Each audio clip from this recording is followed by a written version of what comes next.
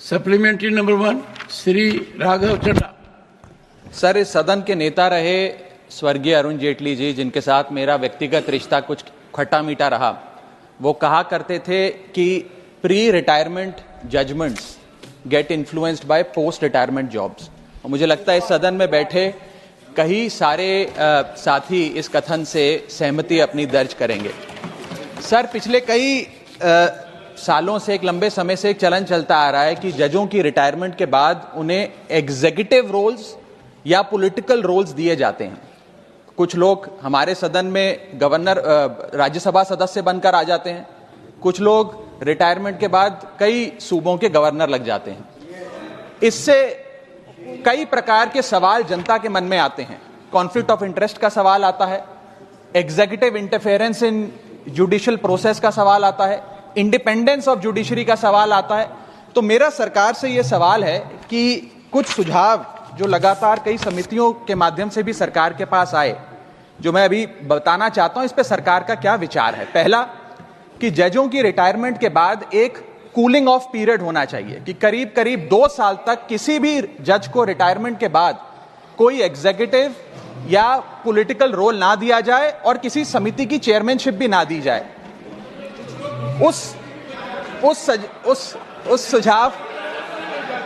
सुझाव पे सरकार का क्या कहना है।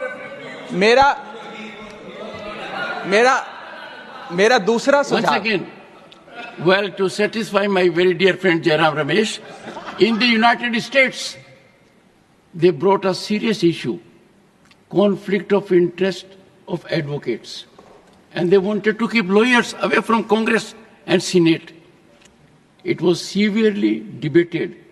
Ultimately, it was found that if conflict of interest issue has to dominate, then House will be empty. Because someone will always have conflict of interest. Honorable member,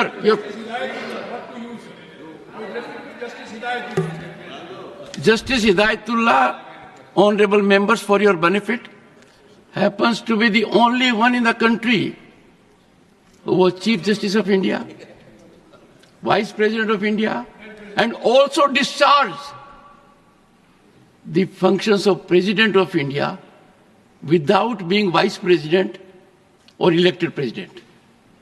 Something very rare.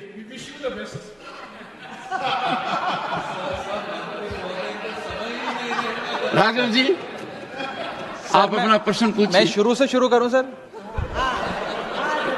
अच्छा sir, मैं समाप्त कर रहा हूं sir. और आपने एक बात कही मुझे अजीब लगी। आपने कहा कि अरुण जेटली से आपके खट्टे मीठे रिश्ते थे। मेरे से भी आपके खट्टे मीठे हैं। ये खट्टे मीठे रिश्तों को अब आप छोड़िए सर। आपसे तो मीठे रिश्ते रखिए सर। आपसे तो मीठे नहीं सर। मैं सवाल तो खत्म कर लूं। आपसे तो बहुत मीठे रिश्ते हैं सर। परमात्मा करे आपसे हमेशा रिश्ते मीठे रहे, खट्टे ना हो सर। सर, मेरा सवाल जो था वो ये था कि सरकार जो 3 सुझाव लगातार तमाम समितियों के माध्यम से सरकार के विचाराधीन आए हैं, उस पर सरकार का क्या कहना है। पहला, कि जजों की रिटायरमेंट के बाद उन्हें 2 साल का कूलिंग ऑफ पीरियड देना चाहिए, यानी कि रिटायरमेंट के 2 साल तक किसी एग्जीक्यूटिव या पॉलिटिकल रोल में उनकी नियुक्ति नहीं होनी चाहिए। दूसरा सुझाव, उनकी पेंशन को इतना बढ़ा दिया जाए कि आर्थिक निर्भरता किसी भी पोस्ट रिटायरमेंट जॉब की जजेस पे ना हो, ना उनके मन में कुछ इच्छा हो कि हम रिटायरमेंट के बाद सरकार से कोई पोजीशन ले लें। और थर्ड सुझाव सर, जो लगातार आता रहा है कि मेरिट बेस्ड अपॉइंटमेंट का एक प्रोसेस होना चाहिए जिसके तहत जजों को रिटायरमेंट के बाद नियुक्त किया जाए, ना कि सरकार की विम्स और फैंसीज के तहत। Honourable minister. चेयरमैन सर, माननीय सदस्य ने जो सवाल पूछा है उसमें इन्होंने पॉलिटिकल एंगल देने का प्रयास किया है। सुप्रीम कोर्ट व हाई कोर्ट के जजों की नियुक्ति संविधान के आर्टिकल 124, 217, 224 तथा सुप्रीम कोर्ट के 1993 सेकंड जज केस और 1998 थर्ड जज केस के आधार पर बनाए गए मेमोरेंडम ऑफ प्रोसीजर के अनुसार की जाती है। ये इनको भी पता है। वर्तमान में हाई कोर्ट के जजों की रिटायरमेंट एज 62 ईयर्स है, सुप्रीम कोर्ट के जजों की रिटायरमेंट एज 65 है। और जो डिस्ट्रिक्ट कोर्ट हैं उनके रिटायरमेंट की एज 60 है। ये जिनका जिक्र कर रहे हैं कि एक चीफ जस्टिस कॉन्फ्रेंस हुई थी, उसमें एक रेजोल्यूशन लिया कि जजेस की रिटायरमेंट की एज बढ़ानी चाहिए। एक ये पार्लियामेंट स्टैंडिंग कमेटी जिनका जिक्र कर रहे हैं 2010 की, उसने भी अपनी 39th रिपोर्ट में कहा कि हाईकोर्ट के जजों की उम्र 62 से 65 करने का एक रिकमेंडेशन जिसका इन्होंने जिक्र किया, लेकिन इन्होंने इसका जिक्र नहीं करके एक दूसरा विषय रखा कूलिंग पीरियड का। मैं आपको ये बताना चाहता हूं कि वर्तमान में तो जजेस के जो रिटायरमेंट की एज है उसके बढ़ाने का कोई प्रस्ताव सरकार के पास विचाराधीन नहीं है। जी आप ये बताइए, ये कूलिंग पीरियड क्या है? पहले मेरे समझ में नहीं आया है। सर, आप तो संविधान के ज्ञाता हैं और देश संविधान से ही चलता है। संविधान में कोई कूलिंग पीरियड का वर्ड है ही नहीं। इन्होंने इजाद किया है मोदी जी की आलोचना करने के लिए, और कोई विषय नहीं है।